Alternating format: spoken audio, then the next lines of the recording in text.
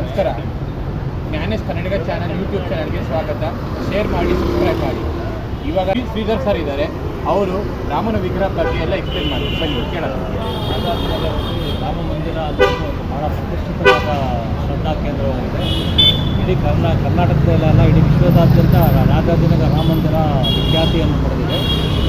ಈ ವಿಖ್ಯಾತಿ ಇಂದಿನ ಪೀಳಿಗೆಗೆ ಒಂದು ಮಾದರಿ ಆಗೋ ಥರ ನಾವು 63 ರಾಮಾಂಜನೇಯ ವಿಗ್ರಹವನ್ನು ನಿರ್ಮಾಣ ಮಾಡ್ತಾಯಿದ್ದೀವಿ.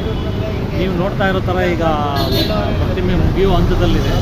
ಅಕ್ಟೋಬರ್ 21ರಿಂದ 23ನೇ ತಾರೀಕು ಲೋಕಾರ್ಪಣೆ ಮಾಡ್ತೀವಿ. ಪ್ರಾಣ ಪ್ರತಿಷ್ಠಾಪನೆ ಮಾಡಿ ಲೋಕಾರ್ಪಣೆ ಮಾಡ್ತೀವಿ.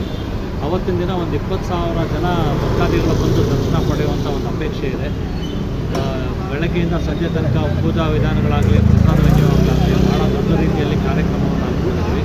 ಪ್ರತಿಷ್ಠಿತ ನಾಯಕರು ನಮ್ಮ ಕೇಂದ್ರ ಸರ್ಕಾರದಿಂದ ಮತ್ತು ರಾಜ್ಯ ಸರ್ಕಾರದಿಂದ ಅಪೇಕ್ಷೆ ಇದೆ. ಶೃಂಗೇರಿ ಸ್ವಾಮಿಗಳು ಮತ್ತು ನಿರ್ಮಲಾನಂದನಾಥ್ ಸ್ವಾಮಿಗಳು ಮತ್ತು ಪೇಜಾವರ ಸ್ವಾಮಿಗಳನ್ನು ನಾವು ಸಂಪರ್ಕದಲ್ಲಿದ್ದೀವಿ. ಈ ಕಾರ್ಯಕ್ರಮಕ್ಕೆ ಆಹ್ವಾನ ನೀಡಿದ್ದೀವಿ. ಹಾಗಾಗಿ 21, 23 ನಮ್ಮ ಕರ್ನಾಟಕದ ಜನತೆ ಎಲ್ಲೂ ಹೋಗಬೇಡಿ. ಇಲ್ಲಿ ರಾಜಾಜಿನಗರ ರಾಮ ಮಂದಿರಕ್ಕೆ ಬಂದು ಬಹಳ ಸುಂದರವಾದ ರಾಮಾಂಜನೇಯ 63 ಅಡಿ ರಾಮಾಂಜನೇಯ ವಿಗ್ರಹ ಲೋಕಾರ್ಪಣಾ ಸಮಾರಂಭಕ್ಕೆ ಭಾಗಿಯಾಗಿ ರಾಮನ ಕೃಪೆಗೆ ಪಾತ್ರವಾಗಿ ಅಂತ ಕೇಳ್ತಾರೆ. Thank you sir. ನಮಸ್ಕಾರ.